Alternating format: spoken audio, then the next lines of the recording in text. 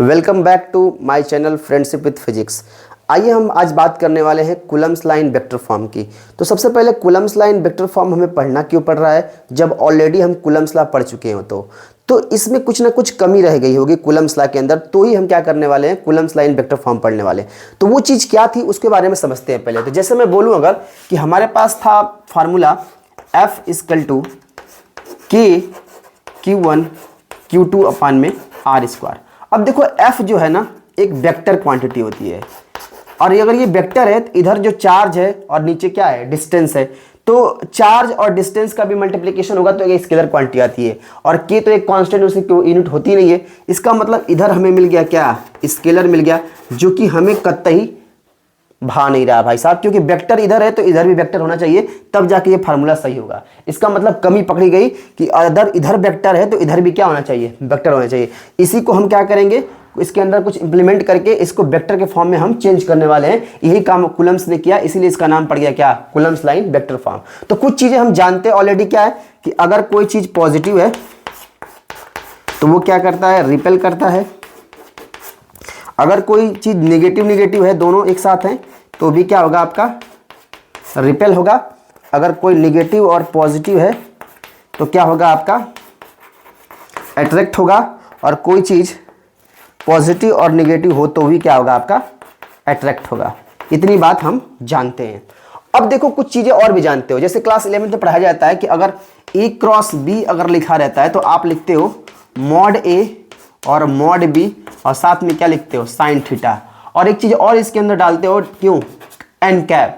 तो या कि ये मैग्नीट्यूड देता है और ये क्या देता है, डायरेक्शन देता है। तो वेक्टर वो होता है जो इसके पास मैग्नीट्यूड हो और साथ ही क्या हो, डायरेक्शन भी हो, और साथ ही साथ वो वेक्टर लॉ ऑफ एडिशन को फॉलो करता है। वेक्टर लॉ ऑफ एडिशन क्या होता है, जैसे मान लो कि इधर तुम चले 3 मीटर और इधर चले तुम 4 मीटर, तो अब पूछेगी ये कितना हुआ, तो 4 और 3 को जोड़ोगे कितना होगा, 7 मीटर। ये नहीं कहोगे कि पाइथागोरस पर में लगाओगे यहाँ पे कि 3 और 4 का अंडर रूट में करोगे तो निकल के आएगा 5, ऐसा नहीं है।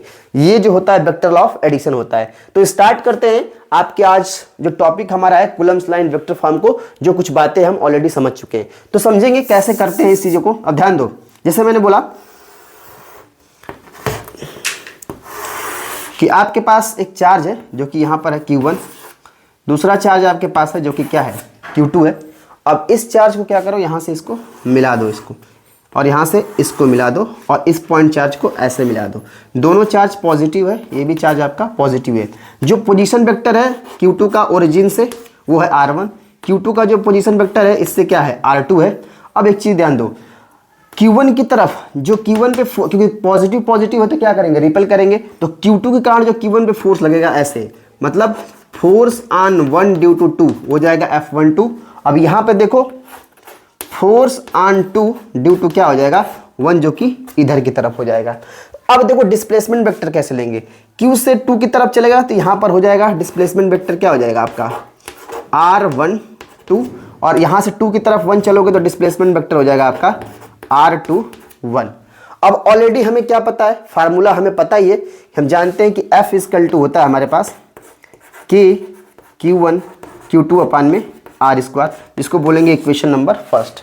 अब हम पहला F12 के लिए लिखना चाह रहे हैं, तो लिखेंगे F12 इक्वल टू के Q1 Q2 अपान में R स्क्वायर। अब यहाँ पर एक चीज और इंप्लीमेंट करेंगे। अब देखो Q1 Q2 की बात कर रहा है, तो Q1 Q2 की अगर बात कर रहा है तो हमने क्या लिया है, Q1 और Q2 की बात किया है। तो Q1 Q2 की तरफ अगर डिस्प्लेसमेंट देखो किसका है, F21 की तरफ है, इधर की तरफ डायरेक्शन इसका है। मतलब अगर हम F12 की बात करोगे तो F12 का जो डिस्प्लेसमेंट वेक्टर है वो किधर की तरफ है, मतलब जो फोर्स लग रहा है, डिस्प्लेसमेंट जो होगा ना हमारा, जो डिस्प्लेसमेंट वेक्टर लेंगे वो इसको देख के लेंगे, फोर्स किधर की तरफ लग रहा है, F2 का F12 का इधर की तरफ लग रहा है, तो अब उसका डिस्प्लेसमेंट वेक्टर किधर की तरफ है, तो R21 है। तो यहाँ पर क्या होगा, R12 की जगह पे ये हो जाएगा आपका R21 हो जाएगा। अब एक बात और ध्यान से रखो, जैसे हम जानते हैं कि कोई भी अगर चीज लिखा रहे, अगर A कैप लिखा रहता है तो वो हो जाता है A वेक्टर अपान में क्या, मॉड A हो जाता है। इसका मतलब ये होगा कि अगर हमें किसी चीज को क्या बनाना, वेक्टर बनाना हो, तो डायरेक्शन और साथ में क्या है, मैग्नीट्यूड है, दोनों एक साथ मिल जा रहे हैं। तो अगर कहीं एक कैप अगर इसमें इंप्लीमेंट कर देते हैं तो हमें ये क्या मिल जाएगा, वेक्टर क्वांटिटी मिल जाएगा। तो वही चीज अगर कहें हम बात को, जैसे यहाँ पर देखो एन कैप करके इसको क्या बनाया जाता है, वेक्टर क्वांटिटी बनाया जाता है। तो उसी तरह से यहाँ पर एन कैप किसको लेंगे, तो जो डिस्प्लेसमेंट वेक्टर हुआ है, मतलब जो कि R2 1 है, इसको आप क्या कर दोगे, कैप लगा दोगे। तो यहाँ से ध्यान देखो क्या बन जाएगा, ये F12 इज इक्वल टू के Q1 Q2 अपान में R21 का होल स्क्वायर और साथ में आ जाएगा R21 वेक्टर अपान में मॉड में क्या R21 आ जाएगा। जब इसको इम्प्लीमेंट करके सॉल्व करेंगे तो F12 इजकल टू के Q1 Q2 अपान में ये हो जाएगा R21 का होल क्यूब हो जाएगा, क्योंकि R21 है और इधर आ जाएगा R21 का वेक्टर। तो अब ध्यान से देखो, अब इसके पास ये वेक्टर क्वांटिटी बन गया, ये हो गया मैग्नीट्यूड और ये हो गया आपका क्या डायरेक्शन। तो ऐसा दिखने लगा आपका क्या कि कूलम्ब्स लॉ किस फॉर्म में दिखने लगा, वेक्टर फॉर्म में निकाला। अब दूसरे के लिए देखो, अगर मैं इसी को लिखूं F21 के लिए लिखो, ये हो जाएगा के Q1 Q2 अपान में, अब देखो अब हमें F21 चलना है, मतलब 2 से 1 की तरफ चलना है। तो जो इधर पे डायरेक्शन जो है लगा हुआ है वो किधर की तरफ है, डिस्प्लेसमेंट F21 का इधर की तरफ है, जो फोर्स का डायरेक्शन है।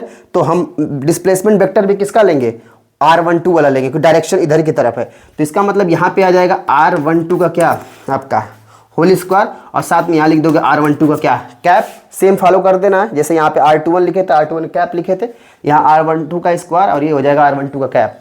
तो सॉल्व करो इसको, तो ये हो जाएगा F21 इज इक्वल टू के Q1 Q2 अपान में R12 का स्क्वायर और ये हो जाएगा R12 वेक्टर मॉड में क्या हो जाएगा R12। जब इसको सॉल्व करोगे यहाँ से तो F21 इज इक्वल टू के Q1 Q2 अपान में आ जाएगा R12 का होल क्यूब और ये हो जाएगा R12 का वेक्टर। तो ये भी चीज़ दिख गया आपको यहाँ से, क्या ये कूलम्ब्स लॉ का फॉर्म दिख गया, किस फॉर्म में, वेक्टर फॉर्म में। ठीक है, तो हमें इधर F12 की वैल्यू मिल गई और F21 की वैल्यू मिल गई। इसको एक और फॉर्म में लिख सकते हैं हम, जैसे मान लो कि हमारे पास जो F21 है,